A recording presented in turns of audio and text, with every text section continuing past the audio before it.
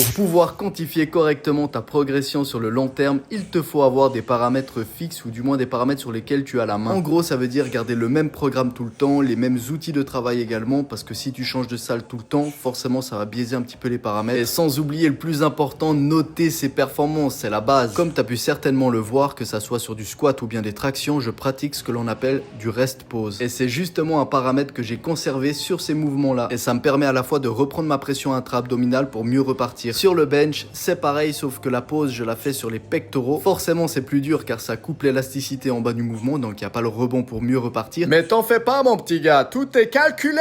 Et sur le deadlift, je garde le même tempo d'exécution, ou du moins j'essaye, parce que forcément, plus t'avances dans ta série, plus ça devient difficile. Et ce difficile en question est aussi un paramètre à prendre en considération, car il va te permettre de te situer sur l'échelle d'effort. Par exemple, 4e répétition, RPI 5. Ça veut dire qu'il m'en reste encore en réserve, et à travers ces petites variations, je peux voir si j'ai pris en force ou pas. Concrètement, si tu veux faire les choses correctement et atteindre tes objectifs, une progression, ça se traque. Sinon, le hasard sera ton meilleur ami et tu vivras dans le doute. J'espère que tu as compris tout l'intérêt et l'importance de traquer sa progression. Et si tu ne sais pas comment faire, que tu comprends que dalle, n'hésite pas à me contacter. Et moi, je te dis à la prochaine!